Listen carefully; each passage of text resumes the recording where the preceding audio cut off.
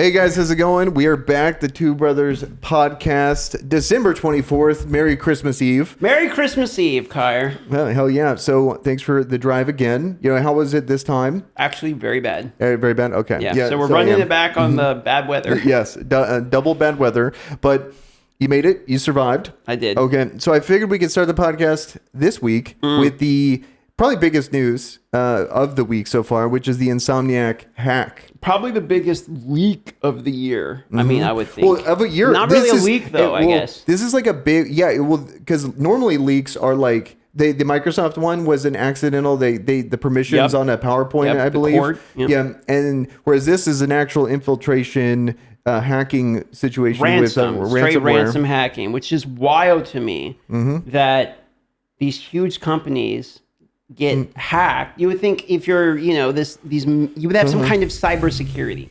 Well, I think it was, like the weakest part of the cybersecurity is the employees, and then someone got social engineering. Yeah, something like that. Yeah. Some ordinary gamers did a really good video on it. He broke it down, and he's like, see his. Oh, he seems. I don't know what he used to do in the past, but he obviously knows a shitload about this kind of stuff. I thought he was a journalist, but maybe when it comes to it, he's always like showing, oh, here I got this instance on my computer. Here, let me show you this hack, and he talks about like Linux and all that stuff. And so as a person, okay, so maybe he was a tech guy. Yeah, and so I am. He definitely, maybe he dual majored in journal because he just did. I could be thinking of the wrong guy. I don't know. Muhar. Same dude. I was thinking for some reason he was a journalist. But anyway, Insomniac. Yeah. So, but speaking of journalists, he also like leaked the whole charity thing. We can talk about later. But but yeah, so Insomniac, they get the ransomware. Apparently, industry standard is to not pay them. We do not negotiate with ransomware. Yeah, because you never know if it's real or not. Of course, right? Well, you don't know if it's real, and it would then embolden them to do it. It'd be like, oh, this is a very lucrative business. Or the employees would be fake hackers and ransom out their own. Yeah. Yeah. I didn't even think of that. Yeah, where it's not good. This is how I'm gonna get my sign-on bonus. Is I'm gonna exactly that would not be a good precedent. To start setting. So they don't pay. They release everything. Apparently, there's actual a pre-alpha playable build of Wolverine that you can download and play if you have a dev PlayStation. Okay, look, I don't know how you feel about this, but a lot of these leaks, when I see them, like the Sony v. Microsoft proceeding, I was like, I could give a rat's ass that if the company gets that leaked, right? Who cares how much money they make? It was, but it wasn't malicious. It was just incompetence in that situation too. Right, but where I'm going with this is the Insomniac ransom hack is a major feels bad situation. I legitimately feel bad for the company over. Yeah, I agree. Yeah, and they're a good company. They've been making good games, and they got Ratchet and Clank. They got the Spider-Man game. I also think it would be a bummer. Like, imagine from the artist point of view. Okay, like you're the guy shaping Wolverine's claws or whatever, and then he gets released in like this pre-alpha, it looks like dog, and then people are judging, like, oh, look at it, it looks like trash or whatever. Okay, so when I see that, I just think that's just stupid criticism. It's just obviously ignorant people criticizing a game that was never meant to be seen, literally ever. And if people are, it's just like with the GTA leaks, and people are like, oh, this looks terrible. It's like, no shit. Sure. Of course it looks terrible. Of course it looks terrible. But like being the artist in that situation or the dev or whatever, I would imagine would feel bad because you're probably excited, almost like when you buy a Christmas present for someone, you want to see their reaction. And then the first reaction you get of your product, you've probably been spending years on every day, is everyone just like shitting on it or thinking it's incomplete. That would be definitely impactful to morale and stuff. So I see your point. I definitely see your point where it's like, this is the thing you're passionate about. Like, oh, hey, I'm working on this game. You're proud about it. And then, oh, hey, weren't you working on this game? Yeah, everyone hates it, by the way. Yeah. So it was the first leak. And I'm not saying that everyone's like shitting on the Wolverine game. It's just... It was the first leak that I've seen from like a major company where I actually felt bad for the company. Most of the time I'm just like, I could care.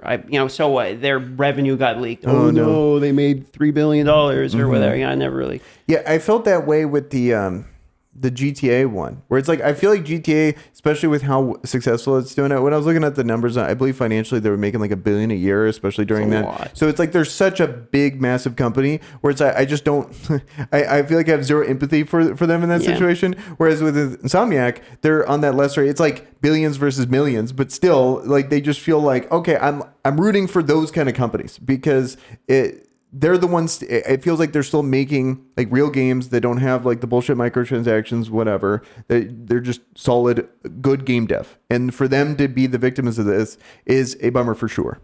Yeah, in my opinion, sort of in Jim Row. But that being said, a lot was leaked. Yes, so much, kind of a lot. Yeah. They're like, all right, and then boom, here you go. I have an L take for you. I know. What have you seen? Like, of all the stuff, what was like I don't know if we should like talk about the stuff that I don't know how much we should. Like, I don't want to be like part of like the leak spread. I mean, at this point, I know it's all over everywhere. But like what I'll say about it is that the choice of game was what bummed me out. I don't Marvel, X-Men, all that stuff's cool, but like a Wolverine game, I stopped caring about Wolverine like 10 years ago. You know what I mean? I just don't care about Wolverine at all anymore. Did you not like Logan or not care about Logan? No, I didn't actually. I was like, I like the actor. Okay, Hugh Jackman. Okay. You know, he's a huge jacked man. You know, great actor. Okay, but like Wolverine, I kind of lost. Like the original Wolverines were kind of cool. I felt like, and then what do you mean original? Like the first one where he like goes and replaces with, and he goes in the tank thing and gets the adamantium and all that with the. Are we talking like X-Men 1, like the OG? Like I was a kid when it came out. I haven't seen it since I was a kid, type of thing. Yeah, because I think we were 13 or 11 or something like that. Yeah, so because those are badass. I feel like if anything, he was like a good character that got overused. That's exactly what it is. The character got stretched where it's like, I didn't need 3 movies of Wolverine. And also it's like, okay, he can heal and he's got claws, but like power creep has happened fairly quickly in this genre. So it's like going back to like, I've got a melee based stabby thing. It's like, I have a knife. We're the same now. I want them to strip away superheroes and make them more down to earth. I'm so sick of these beam in the sky, the universe is going to end, and only 3 people, like this cast of character is caring about it. Like this has been a thing that people have criticized superhero movies for a very long time, and they're still doing the same damn thing where it's like everything has to be universal stakes, whereas all the good ones, like I would say Captain America, Winter Soldier, great examples. Batman, actually well, kind of counterpoint, because the whole ending is like they're going to kill like preemptively kill like half of America. So even in that situation, it's the crazy stakes. Okay, fair enough. But it's not stakes. It's stakes because of a plan. It's not stakes because of a power. So like the problem now is in order to get the scale of like threat, now they have to go multi-dimensional. I mean, we have people trying to kill entire dimensions, like entire universes, multiple of them to make it even mean anything. Before I was like, okay, this one guy has got this really good plan to blow up a nuke somewhere to take out like half the country or something, but then it's a normal dude or a normal villain who's just really smart versus dudes with some like strong fist types of power. But the plan is what's big. But now it's like, this guy's so strong, if he blinks at them wrong, this entire galaxy is gone. So it's when they had to go to another dimension, I was thinking, okay, the multi-dimension stuff's common with all the superheroes. Everyone's doing the multi-dimension and everything. That means we're going to wrap back around, Spider-Man, baby. Here we go. Exactly. I think that's a good point. Like, but they didn't. And I think it could be just like you have like Winter Soldier, you have Spider-Man now that no one knows his identity. You just go back to those kind of characters and like kind of shelve Thor and Doctor Strange and all these people that are like way too powerful and have like a real story again. Yeah, because that's mainly my issue with superheroes now is the power creep's got so large that it doesn't even mean anything. And then it also means like because the power creep's so large, how they defeat them is almost impossible to write. So we run into like Ant-Man.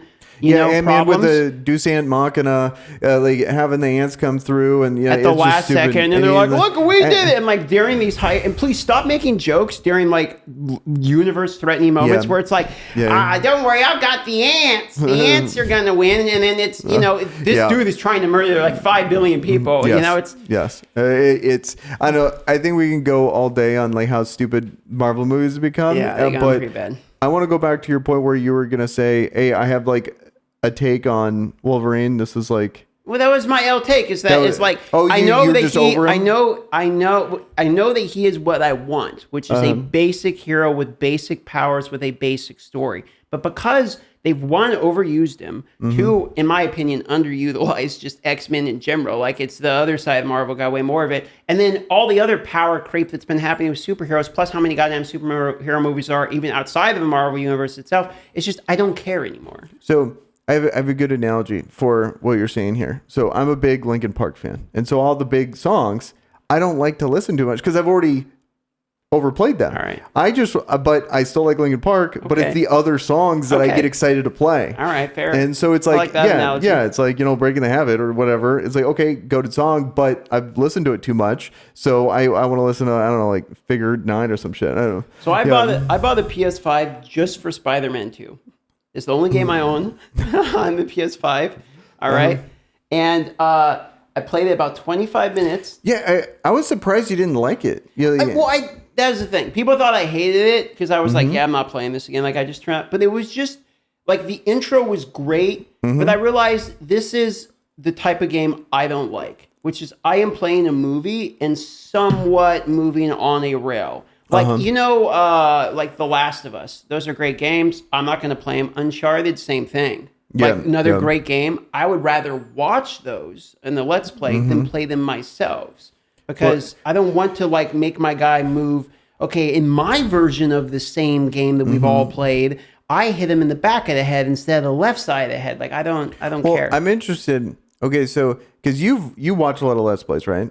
Lots. Okay, but now you're the streamer. I know. I'm doing Let's Plays. How does that change? Because there was a couple questions I had for you. One, how does like you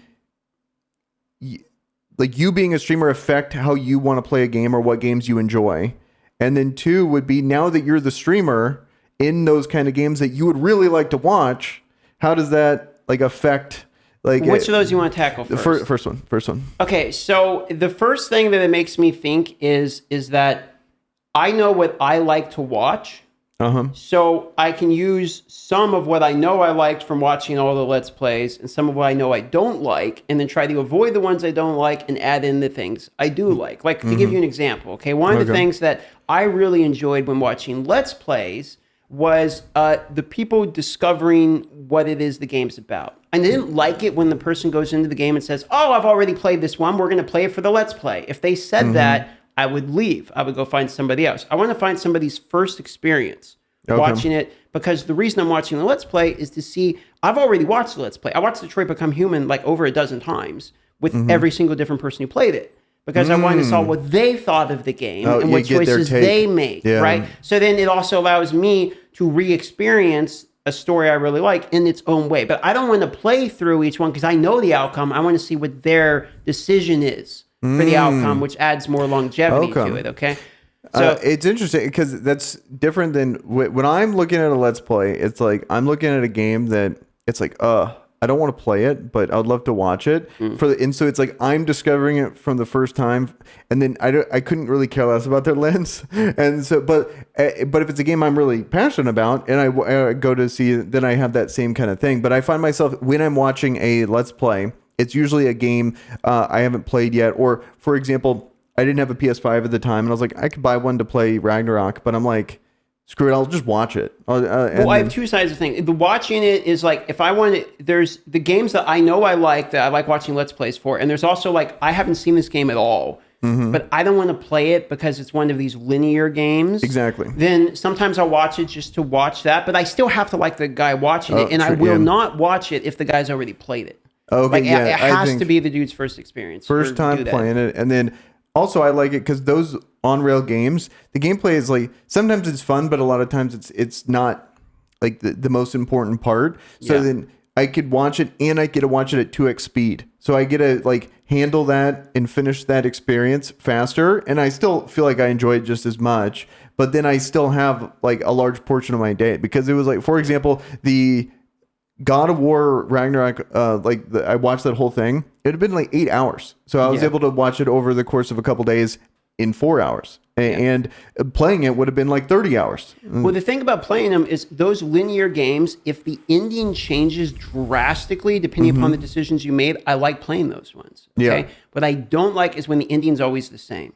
this person always dies, the nuke always goes off, whatever. And the only variability you have, it's like when you grab a rubber band and you flip it back and forth, the points are staying in the same part. It's only the middle that changes, right? So it's I don't like those style of games. And then those I'll watch it like, because it's like a movie to me. The ending's always the same. Well, I've never like identified it, but I find like that example is the exact kind of game I'll let's play or I'll watch a let's play, because it's Last of Us, God of Wars, Uncharted, all those games. Exactly what it is. Yeah, I'll watch those. Because it's on rails. It's on rails, and you can go off the rail a little bit, but you're going to end up in the same. But everyone who ever touches the game gets the same ending. I will not play those. Like I will just watch it, and then I can speedrun it way faster. It's like I have the world record because I 2x speeded it, right. And then also one that is close, but I just refuse to watch, but I really want to play is the new Jedi Survivor. Like those Jedi games. Well, that's a good example. They're a good mix of like cinematics that I care about,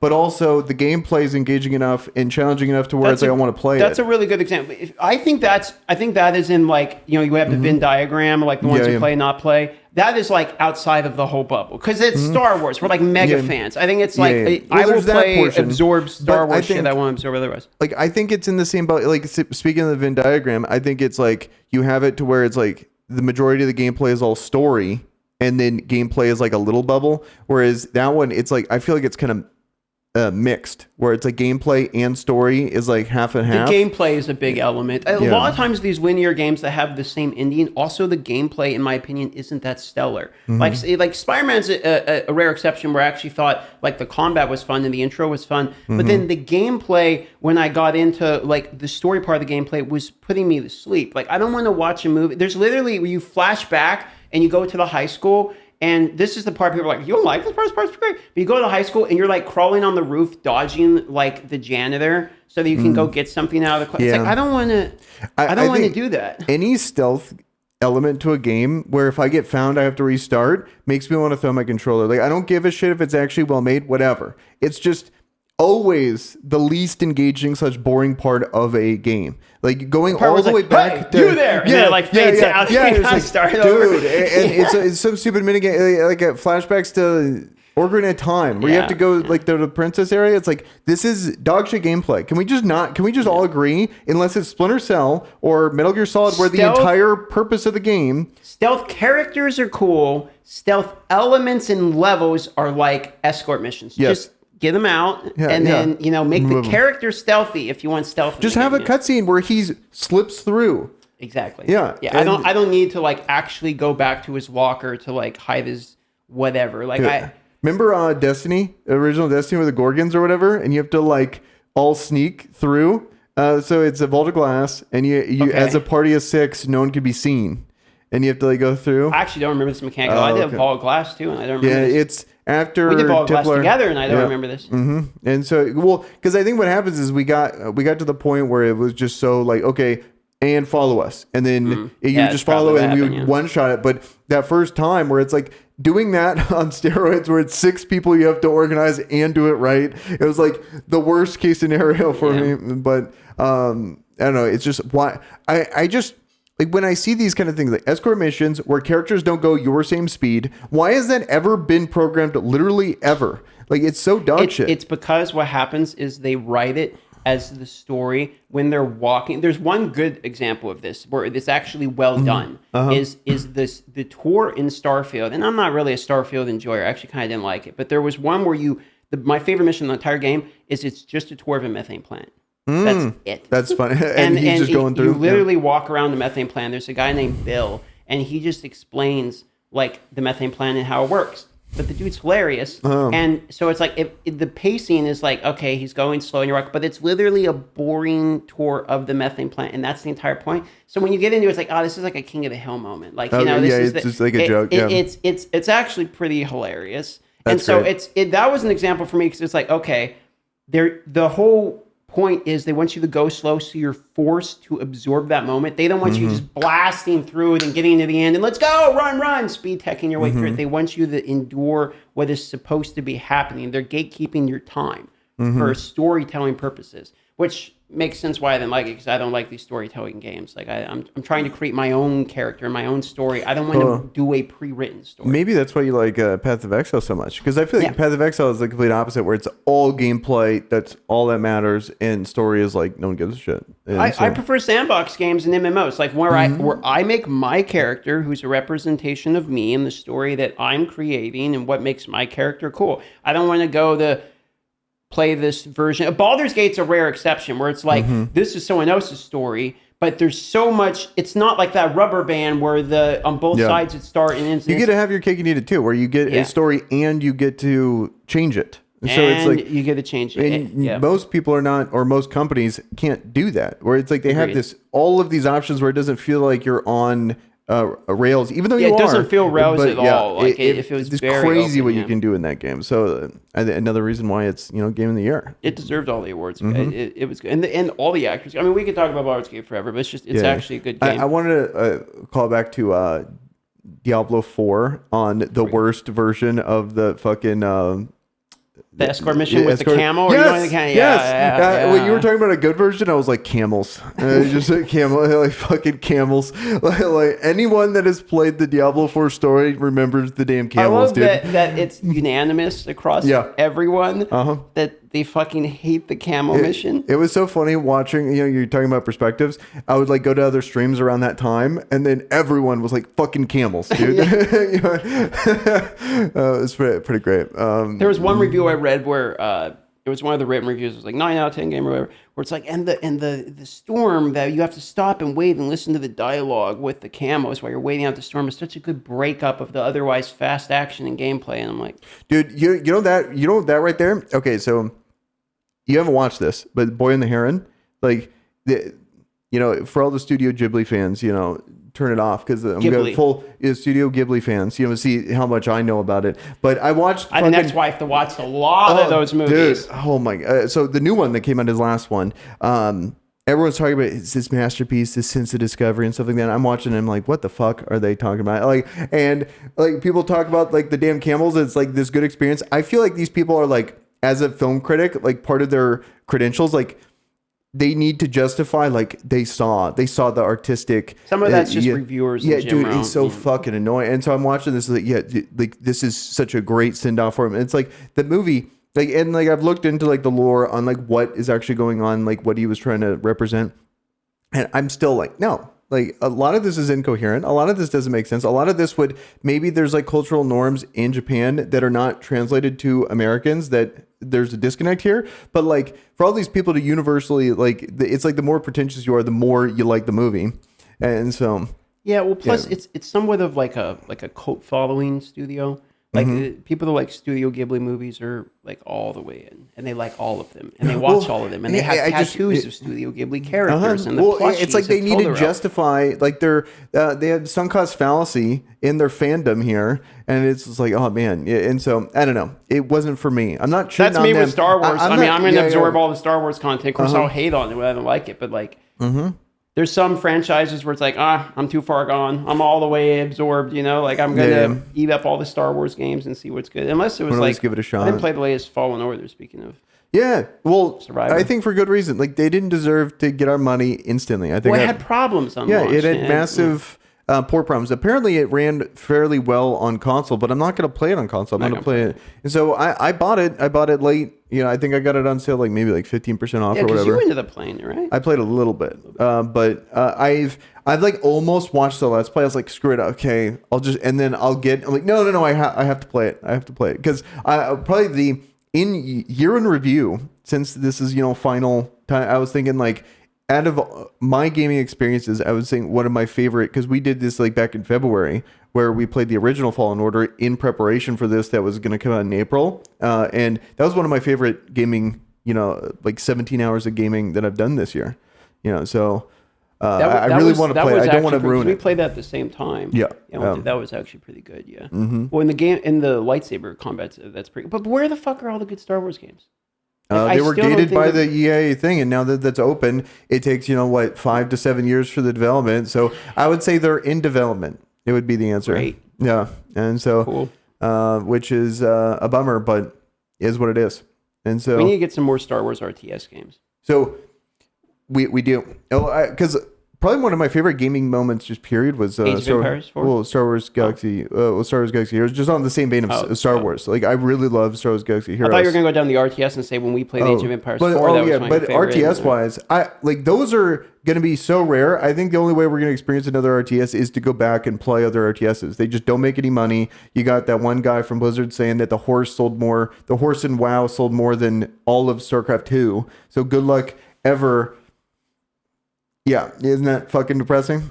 And so they just aren't going to make them anymore. Like they're just done. It's a wrap. Yeah, and then they're kind of in the same. Like there was, I saw one guy talking about the differences between, it's like basically there's super hardcore grinder, and I would say StarCraft is on the super hardcore grinder scale, and then you have Gamba, on this scale, and like it's like a measurement of casual to try hard, and you want to be kind of near the Gamba, because people are just, this is too hard, I don't want to play it, and I mean, it's like, what do you think sells better, candy bars or exercise equipment? Yeah, like, exactly. It's you're not going to win that bat. That's human nature. Like dopamine will always win, and that's why gaming is like on the Let's Go Whaling. Well, you don't want to make your game too PvP focused. That concept is seeping into literally every game. That's why you see so many games now don't have like a super try hard thing. There is one exception to that, in my opinion, which is CSGO. I don't get it. They're the only exception to like every rule you can have, and then boom, CSGO. Well, I mean, yes and no. I think if you make a within a genre, a version of the game that is like wildly superior to most of the other in the genre, then you're going to have a long-term following because people in that genre will eat that up and stay. Like Path of Exile did that with ARPGs. You can see on the graph they're slowly just growing. All right. Valorant did it with first-person shooters. They're still kind of holding pretty well, right? League of Legends was a mobile. They took the bones of that. They didn't Well, yeah, fair. But I mean, they had to create a whole new game. So it's like my point being that that if you make a well-polished version that has the core fundamentals of what the genre really wants in, like Path of Exile, it's character creation. First-person shooter, it's shoot the dude in the fucking head. How good are you at shooting, right? If you make something like that, then people are going to stay around for a while. Yeah, I mean, Minecraft it kind of invented the genre and is they're still one of the biggest games of all time. Well, I just, in a world of like constant patches, patch culture, updates, all these things, that you look at all the popular games now, and CSGO is the one that it's literally been the same game for almost a decade, and it's right up there at the very top, and hasn't changed. Like you have Call of Duty changing every year, you have Apex changing, Fortnite changing constantly. That's all true. I mean, for me, it's when I play CSGO, I know what I'm going to get. I'm going to pick up an AK, and I'm going to try to shoot the dude in the head. And anyone from like low level to high level can feel pretty good about that concept. The high level is going to be way better at aiming. The low level guy is still just trying to shoot the other guy. Like there's not all this other bullshit. Well, I agree with that. I'm just saying on the metrics of games, normally that doesn't sell in perpetuity at the top of the industry. Normally what happens is like, that was a great game. And then it kind of falls off, especially in the shooter genre. At this point, probably the most competitive, most popular genre in gaming right now, when you factor in like Warzone, Apex, CSGO, and Fortnite as like all these competitors, and they've just been chugging along, because it's true. Card games. What do you think is the best, like the CSGO of card games? CSGO of card games? I'm talking like Magic the Gathering, Hearthstone, like those types of games. I think it's hard to answer because it's like card games are ever changing, and there's been metas like because I played a lot of card games, poker, Yu-Gi-Oh, and Hearthstone were like the main ones that I played. And there's some metas in Yu-Gi-Oh that were fucking amazing, and there's some metas like, especially now, dog shit. It's like all hand traps bullshit, and you just like, okay, and it's like the memes in board games where it's like someone has like a sick turn and they literally just like, that's Yu-Gi-Oh now, and you have to like have a hand trap, and you have to have the counter of the hand trap. It's absurd. Like people meme about like, oh, it's a trap card. No, that doesn't exist. It's in the hand now. You don't even get to see it on the board. And then in Hearthstone, there's been some metas that were good, and some metas where it's like literally face hunter to the grill. And it's hard to say. What was a genre that blew up and then died pretty fast? You probably forgot about it. Okay, let me see if I can guess it. Let me see if I can guess it. You're not going to get it in 3 shots. I thought you were going to talk about that genre of games. Yeah, genre of game that like went and blew up, and then it's that the one Auto Battlers. Which auto battle? Yeah, like the. Wait, hold on. You know the league one. What, the auto chess, dude. You got first try. Yeah, that's impressive. Nicely done. No, I was literally gonna say I played Teamfight Tactics last night on my phone because it's on the phone, and I was like, this is really fun. This is actually just as good as I remember it to be. Probably better and smoother, but. You know, I just forgot. I just stopped logging. One day I just didn't log in and forgot it existed, and then 3 years later or whatever. Well, was it really 3? Because we played it like every day. We played it all the time for a season, maybe. Yeah, months, not years. Yeah. Well, every day for So it's like I don't know how long a season is, but it felt like one of those things where it was like just log in was just like okay, we're gonna play this game, and it just was gone. Never even thought about it again. Never even like considered like you know what I should play a little bit of. Teamfight Tactics. I think they changed it too quickly. Like I would have liked it if it was like, oh, we're introducing a new character. But instead it's like, hey, we're switching all of them and all of the items and how the game modes were. Like it just felt like they were constantly changing it too quick. Because when I logged in to play, that was like, this is still fun, but everything is different. You know what I mean? Like some of the items are the same, but there's tons of new items. There's new like attunements and there's like these dudes that count as double, and then you can change if someone actually what their tag is, and it's like I just don't like I have 2 opinions on it because when I'm casual it's too much, but when I'm super into it I'm like come on. But it's a casual game was my take on it. It's literally auto battler. I think that example of like the CSGO to that was like him comparing that game. And how this new season is like super sweaty, and it's like everyone really likes it. They did a really good job, but the popularity is gonna drop off because it's not Gamba enough. And so it's like the bummer thing between the two. The perfect of like popular with Gamba, but with everything else in it is Path of Exile. I'm bringing back the Path of Exile because the items make the game good and it has depth, and you have your character creation and customization and all that shit. But then, every time you kill one monster and it's, you're killing thousands of them a minute or whatever, like every time you kill something, you have a chance to get like the big dick dopamine drop. Oh, wow. And, that's happens maybe once a day or something. You'll get or twice a day. You'll get something like, oh, wow, that's really good. But every single time is like, it's like pulling a legendary or something in like a mobile game like that. It's like, oh shit, They do a good job on the things that I feel like D4 was like lacking. Like there was never you would just kind of like tune out. You're just like grinding. Yeah. You would have to find other little goals to like travel for, like to find that it doesn't have that kind of like. At this point, having gone so deep into Path of Exile, it's like I just feel bad even talking about D4 and comparing it. It's like okay, everyone gets it. Like the Path of Exile depth is like obviously superior, but then the D4 is so much more compatible with people that don't play the genre at all. Like if you were trying to get your girlfriend to play a game with you, you're not going to pick Path of Exile over D4. Tell her to log in. You're just like, you're just setting yourself up for, but you're right, because I was that girlfriend, like when it came to that, D4 was the game that I needed to play first before I would ever enjoy it. And I think a lot of people that got on Path of Exile were big into D2. And so they went D2 into Path. Or were D2, and that's like all they grinded for like 20 years. Yeah. And then they got disappointed by D4 or D3. D3, yeah. And then went into PoE. Yeah. And so it makes sense. And so it's like not even like just kind of memeing there. But yeah, I was thinking about it. It's like, yeah, I would be that casual that needed that. And then once I got it, I kind of figured it out on like a semi-casual scale of like, okay, this is what the game is. Because it's like, it reminded me of Raid a bit, where it was like everyone was like talking about doing the same things over, but there was no overarching thing. Like imagine like, we're gonna grind Dragon 20 over and over and over again. It's like, why? I don't give a shit about doing that, and that's what D4 is. Like, why would I care about? No one grinds for grind's sake. They grind to get somewhere. Yeah. And I think they do a good job with the map system, because it's like you go maps to then beat the bosses. And you have like an actual goal you have, and then there's all this agency about grinding the maps. Like imagine in D4, you have all of the nightmare dungeons, but then they're connected, and then you get to like change them and then grind. Like, oh, I've grinded this dungeon so much that I can do it faster or whatever. And you get to improve the drops by like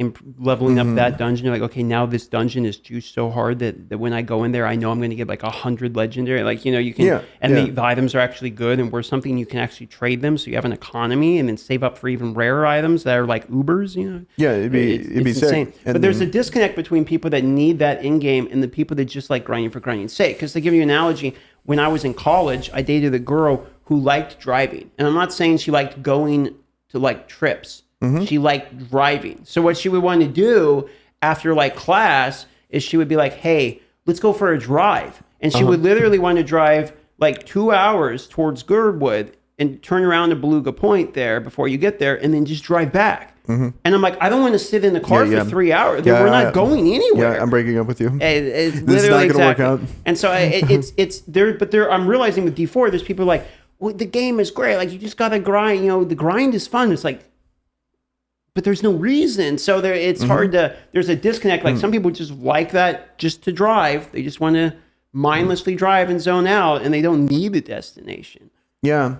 I'm realizing like I just need a challenge. I just need a constant challenge, and like D4 like fails on both fronts. So it's either not challenging enough, or when it's challenging, you get one shot. That's not engaging or fun. Like, and I've been really liking the finals because it's like, oh, I got that challenge back. They've been playing, Halo, got the challenge back. And then it's just full of hackers. Yeah, well, they patched that literally the next day. They did. Yeah. So did you reinstall? I've reinstalled. Yeah. Okay. And it says you're no hackers anymore. I played a few matches. Didn't get cheated. So then it must have been that situation where when I was watching you play, you literally logged in during like the 12 hours the hackers were ransacking. I think they were active up until that point, but that was the 19th, and on the 20th that morning they had a patch go live, and I was like, well, I'm actually kind of stoked about that because the game is fun. Maybe now they've fixed it, and then they've gone past the ban wave, because I saw another thing where they had an issue where they couldn't ban people. Like it was an issue on their back end, so they weren't able to ban people as much as they wanted to, and they didn't have the patch out. So it's like a combination of double whammy. Yeah, and so then,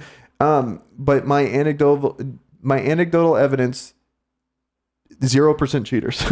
So maybe there is cheaters, maybe they have something else on there, but I had a lot of fun playing that. But it was nice because it was like I'm not like dominating or like winning all these games. It's just like it was just fun to like have a game where it's like it's challenging. There's it's nice. I just like shooters. It was chill enough that I didn't feel stressed, but it was complex enough that I feel like I can outplay people sometimes and like get some excitement. You just get into the games. Like, they're fast. When it comes to Fortnite, I'm sitting there playing Farming Simulator for a million years. Like whether it be sometimes it's either, and you're incentivized to like not engage. Yeah. And whereas in this game, you're super incentivized to engage because you want to get the point to then defend, and you have all the gadgets and stuff. And there's tournaments, so like you go into 3 games back to back to back, all within the same queue. It's like you're queued, you're matched, you're going to play for an hour and a half of individual matches, and you don't have to re-queue. It's like another layer of, I think, Fortnite and maybe, I don't know about Apex, but like these battle royales have an issue where they don't get people to move. And Fortnite, you watch pro Fortnite, it's probably the like most dog shit thing I've ever seen, where it's all these pros, they're sitting in a little box, and then what happens is the wall comes in, and now finally at the end of the match, everyone is now incentivized, and it's just over. This fucking a crazy thing. It's like League when the meta was when everyone was farmed, no one wanted to engage, and Dragon is the only thing that brought teams together. You fight over Dragon, and when Dragon wasn't important in the season, there was no fights ever, and people would just farm an in-game, one team fight, game's over. It was the most boring 45-minute meta of all time. I remember one meta where it was like Warmogs, and the people would stack Warmog. This is like throwing it back like 8 years, but it was like Sunfire stacking. Really, if you're Black Cleaver stacking. The same, very close back-to-back meta where it was like all Black Cleavers. Because I remember one time I was like 7-1 in lane, and this guy had this like Nocturne, and like as an AD, I'm like, okay, I'm fine. I'm like big dick now. I walk up on this Nocturne. He has a fucking Warmogs, and he just like solos me. And I was like, this is a people are dog shit picking meta, flat true damage characters just so they could stack more HP and have some damage. Like pre-AP Maokai. with all war moms. Be like, I'm quitting the game. Like, he's got 4 roas. I'm crying harder than that fucking Amumu is right now. You're playing against him. It's fucking terrible. You're gonna make me miss League a little bit. Yeah, League is that game that sounds really good to like. You know what? I'm gonna play. And then you log in, but it's like heroin, dude. Like, no, don't do it. Yeah, it sounds great. It's really log out of that. Yeah, I don't know what it is. I wonder why. Like, I've never had a game like that where it's like, you would think it has everything going for it, where it's like competitive scene, it has tournaments, it has like enough challenge, and they have a good matchmaking system that kind of puts you where you belong, kind of thing. But it's just, I don't know. I don't know what, maybe it's like. You got other focuses in life. Like, League is the thing where it's like, it's not like sad, it's just my one focus in life is to be a League god, and that's all you do. You wake up, you go to work, you're like, okay, now let's go grind. You grind until you literally can't stay awake anymore. I don't think it's possible to be like, you would have to dedicate. I think it's the game that takes the most amount of hours to like be good in it. Like, also, they change the meta so often. Exactly, that would have been my next thing. Yeah, because it's like these games. Like, that's my issue with these games, and like I feel bad for the pro scene because it's like.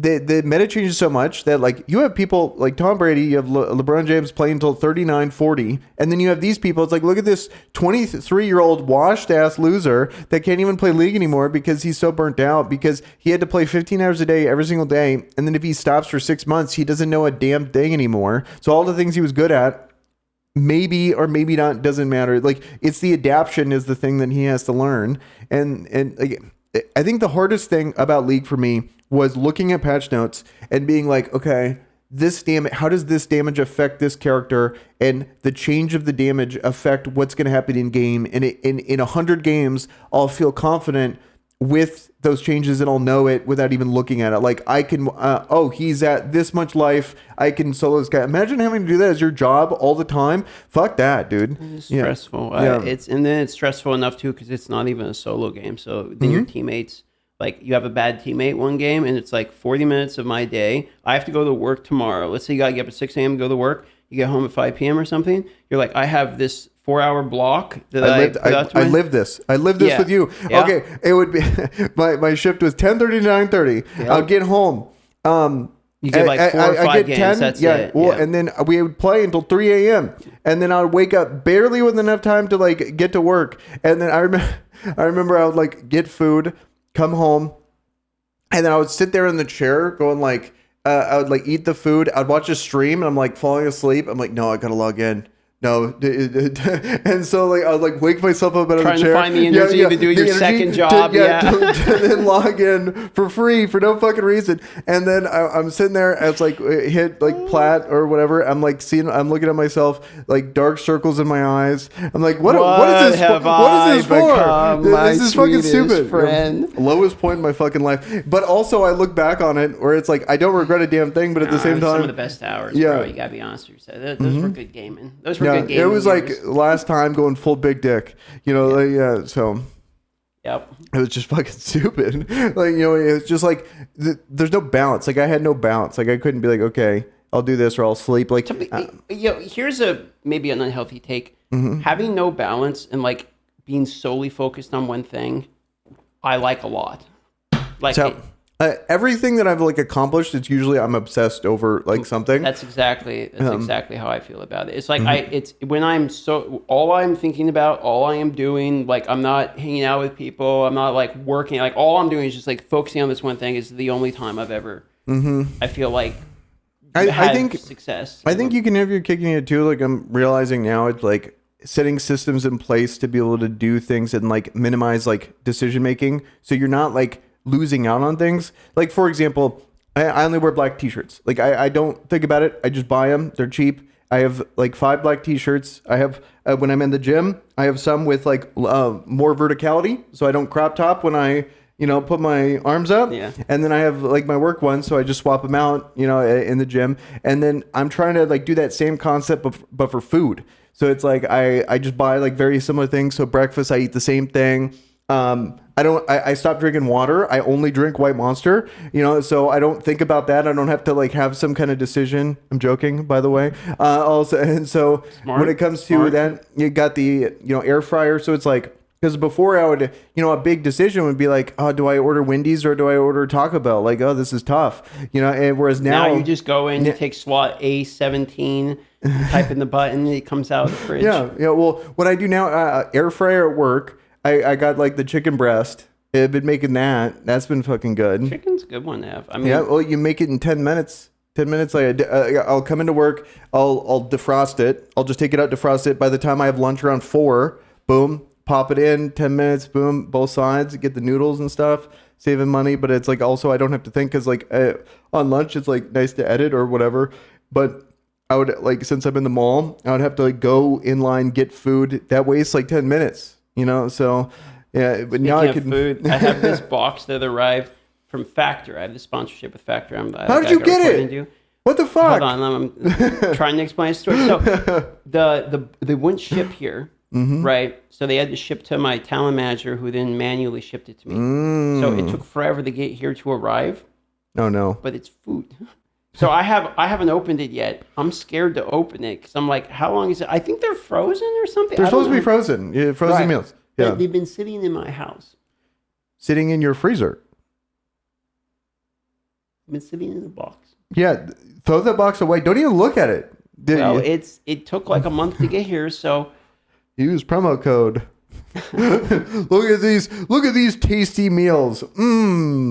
So well, gonna find out. I gotta open them tonight. Why did it take a month to go from? I have no idea how long it was saying, but it had to go to the one guy, and then the guy had to manually ship it out of somewhere like commercial. Did they send it like in a cooler or something?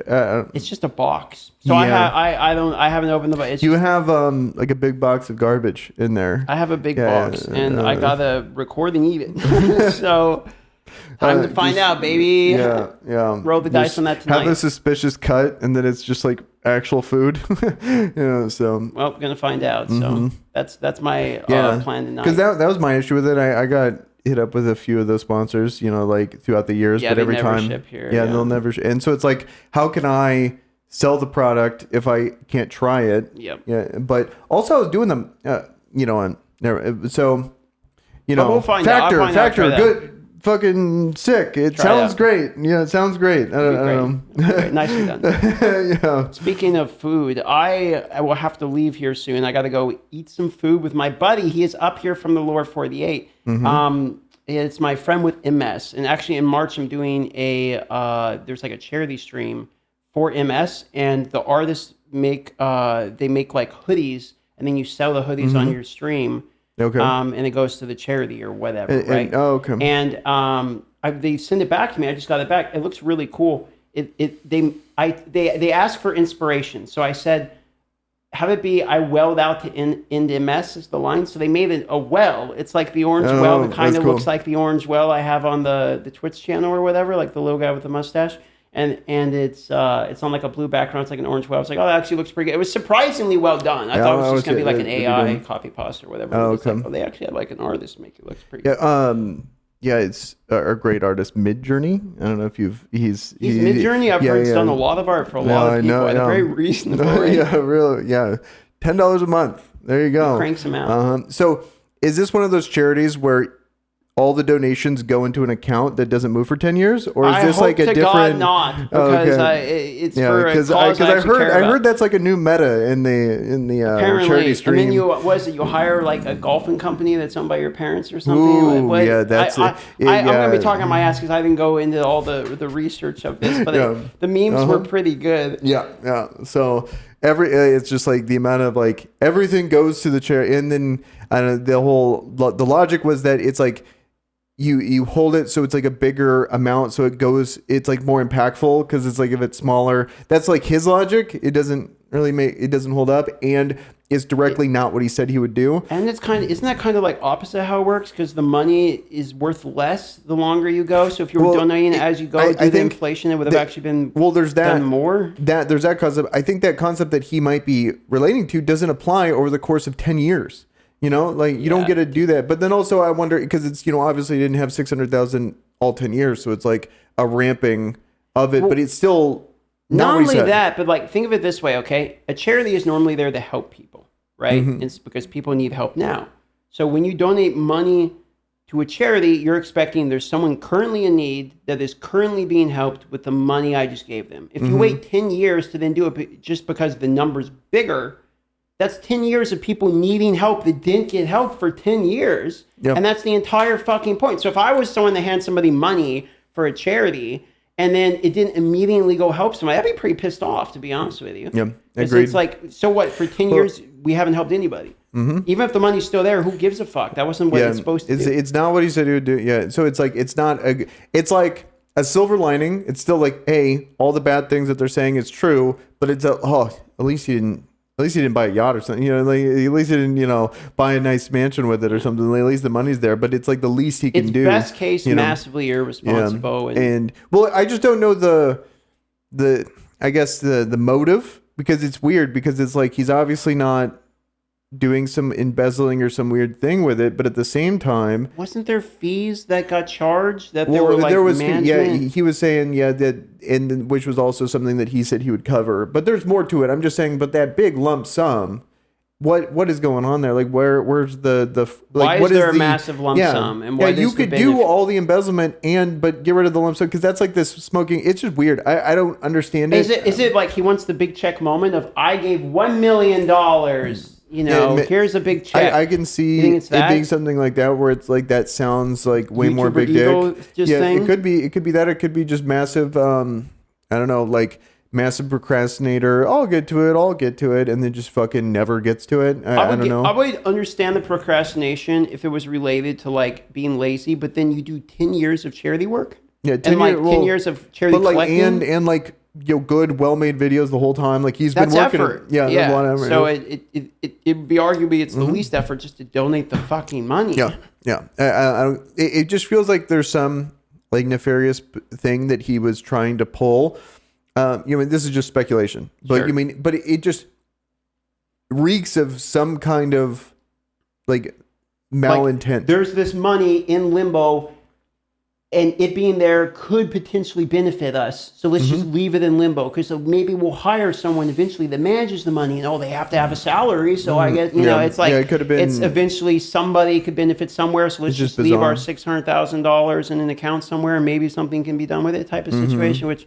Well, also, I had this idea, because it's like, okay, so if you guys don't know what we're talking about the Completionist, Some Ordinary Gamers and Carl Jobs have done good videos on it. So if you guys want to check those out, that's where you get the real information. That's the actual breakdown. Yeah. They're the ones that broke the news and stuff Twitter, like that. Yeah, and we're just kind of memeing on it. But at the same time, another person, CoffeeZilla, broke the Logan Paul situation. And I kind of want to relate the two, because right now, you have the Completionist getting completely destroyed because of how he's trying to handle the PR, whereas you got Logan saying like he tried to do the whole suing thing and then backed down immediately, and then said sorry and said he would like donate the money again, and just never donated the money again. There's a fundamental difference between the two, though, which is that Logan Paul scammed people that other people think, oh, you're stupid. You bought an NFT from Logan Paul. I don't care if you got scammed.